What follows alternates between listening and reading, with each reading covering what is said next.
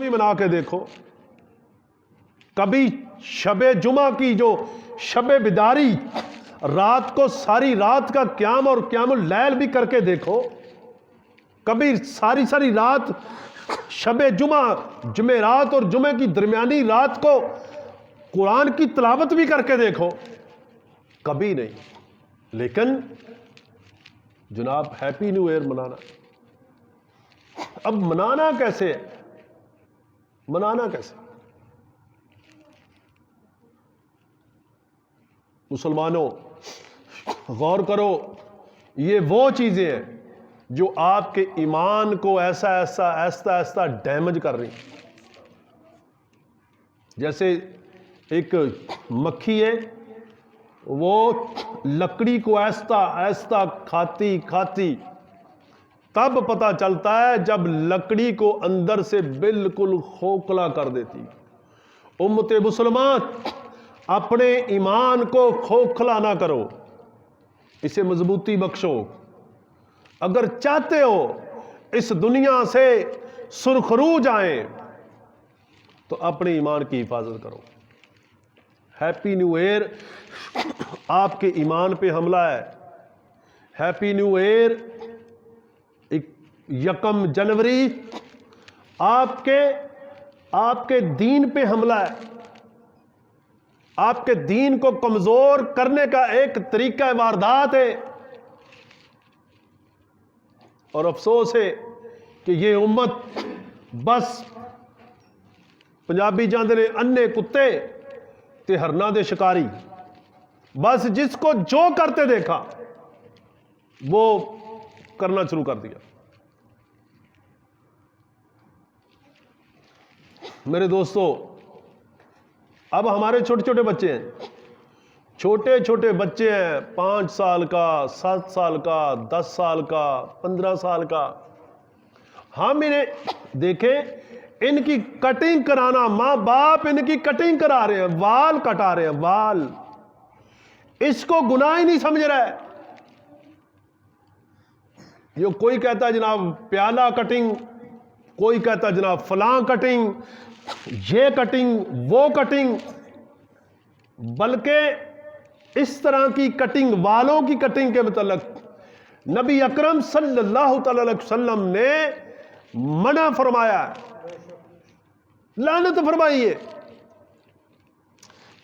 آج ماں یا باپ جناب راجے کے پاس بچے کو لگے کہتے ہیں ہمارے بچے کی اس طرح کی کٹنگ کرو کہ صحیح جہنم کا بالر بن جائے ہمارا بیٹا۔ جب آپ بنیادی طور پہ اپنے بچے کو یا اپنی بچی کو وہ جہنم کا رستہ بتائیں گے تو کیا اس پہ توقع رکھیں گے یہ جنت میں چلی جائے گی؟ جنت میں تب جائے گی جب جنت والے کا طریقہ اپنے آپ پہ نافذ کرے گی یا کرے گا۔ میرے دوستو، اس لیے اپنی اصلاح کریں، اپنی اصلاح کریں، اپنے آپ کے بچے یہ چھوٹے چھوٹے پودے ہیں، یہ چھوٹے چھوٹے پودے ہیں، چھوٹا پودا اس کی شاخ کو آپ جس طرح مروڑ دیں چند دنوں کے اندر اسی طرف چلی جائے گی۔ اسی طرح یہ چھوٹے چھوٹے بچے، یہ ان کو آپ جس طرف موڑ دیں گے اسی طرف چلے جائیں گے۔